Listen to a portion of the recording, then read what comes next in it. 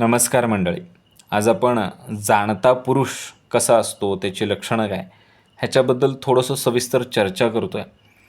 आणि चर्चेमध्ये खूप सारे प्रश्न आहेत आणि हे प्रश्न न संपणारे आहेत. त्यातले काही आपण निवडक प्रश्न या ठिकाणी घेतलेले आहेत.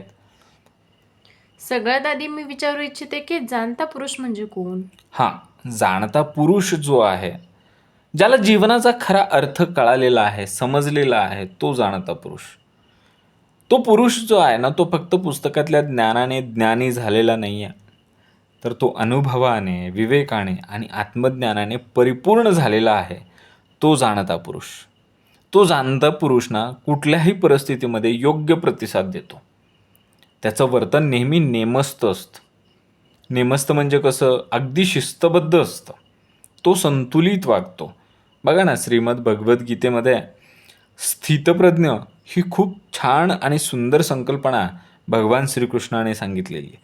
आणि जो स्थितप्रज्ञ आहे ना, तोच खरा जाणता पुरुष म्हणून जाणावा, असं मला वाटतं. तुम्ही अजून सखोल थोडंसं जरा जाणत्याच्या संगतीचे महत्त्व काय याबद्दल काही सांगाल का? अर्थात, बघा, जाणत्याची संगत धरावी आणि जाणत्याकडे असलेली सद्बुद्धी आपणही अंगीकारावी, है ना. मग चांगल्या आणि ह्या जाणकार अशा जाणत्या माणसाच्या संगतीने आपली विचारसरणी बदलते. आपण कमीत कमी चुकीचे निर्णय घेतो. आधी आपण जेव्हा जेव्हा निर्णय घ्यायला जातो, तेव्हा तेव्हा आपल्या संगतीत असलेल्या लोकांमुळे आपण चुकीचे निर्णय घ्यायचो. पण जेव्हा आपण जाणत्याच्या संगतीमध्ये जातो, तेव्हा आपले चुकीचे निर्णय कमी व्हायला लागतात आणि आपल्या जीवनाला योग्य दिशा मिळायला लागते. हो, अगदी बरोबर. मग मला हेही सांगा की जाणत्याकडून काय शिकावं? जाणत्याकडून शिकण्यासारखं खूप काही आहे. म्हणून तर म्हणतात ना, जाणता पुरुष हा तर चालता बोलता विद्यापीठ आहे. बरोबर का? त्याच्याकडून आपण सामाजिक, कौटुंबिक, राजकीय अशा कितीतरी स्तराकडून माहिती घेऊ शकतो. त्याच्याकडून आपण शिकू शकतो. बघा ना, जाणत्याकडून कसं बोलायचं, काय बोलायचं हे आपल्याला कळतच नाही. कसं बोलायचं हे आपल्याला कळतच नाही. आपण फक्त बोलत असतो. पण कसं बोलायचं हे मात्र आपण जाणत्याकडून शिकू शकतो. वागायचं कसं, ह्या कलियुगामध्ये कसं वागायचं, ह्याच्यासाठी आपल्याला सगळ्यात मोठं मार्गदर्शक जर कोण असेल तर तो जाणता पुरुष आहे. विचार कसा करायचा याच्यासाठी सुद्धा जाणत्या पुरुषाकडून मार्गदर्शन घ्यावं आणि दूरदृष्टीने शाश्वत निर्णय कसा घ्यायचा हे सुद्धा आपण जाणत्याकडून उत्तमाचं शिकून घेऊ शकतो. बघा ना, जाणता बोलेल तैसे बोलावे आणि जाणता सांगेल तैसे चालावे. हो, अगदी बरोबर. मग यामध्ये जाणत्याचे गुण कोणते असतात? हां, या जाणत्या पुरुषाचे काही विशिष्ट असे गुण आहेत. बघा ना, त्याच्याकडे तीक्ष्ण बुद्धिमत्ता असते, शार्प थिंकिंग असतं. कुठल्याही गोष्टीमध्ये तो सूक्ष्म नियोजन करत असतो. त्याची सहनशीलता खूप मोठी असते, ज्याला आपण इंग्रजीमध्ये पेशन्स असं म्हणतो. त्याच्याकडे उदारता, विशालता, जेनरॉसिटी खूप असते. त्याच्याकडे उत्तमाचा विवेक असतो, ज्याला आपण सारासार विवेक, राईट जजमेंट असं म्हणतो. आणि सगळ्यात महत्त्वाचं अलिप्तपणा, डिटॅचमेंट. त्याला समजतं की या मोहमायेपासून कसं अलिप्त व्हायचं आहे, विषय वासनेपासून कसं अलिप्त व्हायचं आहे. आणि माझ्या दृष्टीने तीक्ष्ण बुद्धिमत्ता, सहनशीलता, उदारता, विवेक आणि अलिप्तपणा हे जाणत्याचे उत्तमाचे गुण आहेत. आणि यातून काय होतं की हा जाणाचा पुरुष तुमच्या आमच्यासारखा दिसतो, तुमच्या आमच्यासारखा या जगात राहतो, पण बंधनामध्ये अडकत नाही. हो. जाणता पुरुष कसा विचार करतो याबद्दल काही सांगाल का? हो, जसं की आपण मगाशी पाहिलं की जाणत्याकडे तीक्ष्ण बुद्धिमत्ता असते. त्यामुळे तो कुठल्याही गोष्टीचं सखोल असं विचार करतो, सखोल असं नियोजन करतो, ज्याला आपण मायक्रो मॅनेजमेंट आपण असं म्हणतो. तो बाह्य रूपांवरती न जाता तो मूळ कारणाचा शोध घेतो. तो उगमाकडे जातो बरं का. तो शांतपणे आजूबाजूला घडणाऱ्या परिस्थितीचं सूक्ष्म निरीक्षण करत असतो. बरोबर. अशा पद्धतीची विचारसरणी जाणत्या पुरुषाची असते. मला जाणून घ्यायचं आहे की जाणता पुरुष अध्यात्मात कसा असतो? छान. जाणता पुरुष अध्यात्मामध्ये उत्तमाचाच असतो, कारण त्याच्याकडे त्रिवेणी संगम असतो. हा त्रिवेणी संगम म्हणजे काय?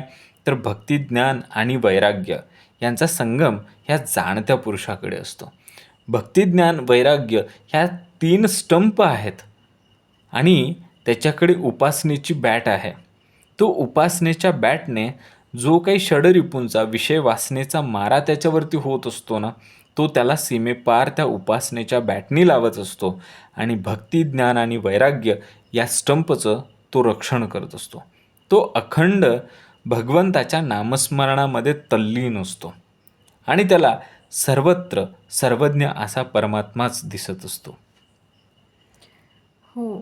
जर आमच्यासारख्या सर्वसामान्य माणसाला जर जाणत्याचा सहवास लाभला, तर काय लाभ होईल? हां, सर्वसामान्य माणसाला जर जीवनामध्ये जाणत्याचा सहवास लाभला, तर त्याला जीवनामध्ये क्लॅरिटी येईल, स्पष्टता येईल. काय करायचं आहे, कसं करायचं आहे, किती करायचं आहे आणि कुठं थांबायचं आहे. जर आपल्यासारख्या सामान्य माणसाला जाणत्याचा सहवास लाभला, तर आपण चुकीच्या मार्गी जाणारच नाही. आपलं मन आणि चित्त स्थिर होईल. आपला आत्मविश्वास वाढेल आणि होईल काय माहिती आहे? जेव्हा सर्वसामान्य मनुष्य जाणत्याच्या सहवासात जातो ना, तेव्हा त्याच्या संगतीने, त्याच्या सहवासाने हळूहळू तो सर्वसामान्य व्यक्तीसुद्धा जाणता होण्याकडे मार्गक्रमण करायला लागतो. हो, अगदीच.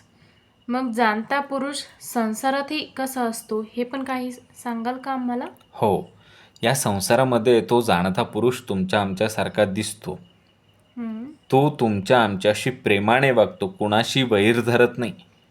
तो कुठल्याही गोष्टीमध्ये अडकतच नाही. त्याला माहिती आहे, त्याच्याकडे स्थितप्रज्ञ भाव आहे, तो नेमस्त आहे. त्यामुळे त्याला डिटॅच कुठं व्हायचं आहे, अलिप्तपणा त्याच्याकडे आहे. त्यामुळे तो कुठल्याही गोष्टीमध्ये या संसारामध्ये अडकतच नाही. खरा तो एकची धर्म, जगाला प्रेम अर्पावे, हे ज्याला समजतं, तो जाणता पुरुष संसारामध्ये अगदी उत्तमाचा वागतो. तो लोकांना समजून घेतो, योग्य वेळी योग्य मार्गदर्शन करतो आणि तो लोकांना राजी ठेवतो. तो सत्य कधीही सोडत नाही आणि मिथ्याही कधी मांडत नाही. तो जाणता पुरुष संसारामध्ये अतिशय उत्तम असतो. वा, छानच. शेवटी एकच विचारेन मी. शेवटी जाणता पुरुष आपल्याला काय शिकवून जातो? हां, जसं की आपण पाहिलं सामाजिक, आर्थिक, राजकीय, कौटुंबिक, ऐतिहासिक अशा खूप साऱ्या विषयांवरती जाणता पुरुष आपल्याला शिकवून जात असतो. पण त्यामध्ये सर्वात महत्त्वाचा विषय आहे, की जाणता पुरुष आपल्याला अध्यात्माबद्दल काय सांगतो? तर परमेश्वर सर्वत्र आहे हे शिकवतो. प्रत्येक गोष्ट त्या भगवंताच्या इच्छेने घडत आहे. बरोबर?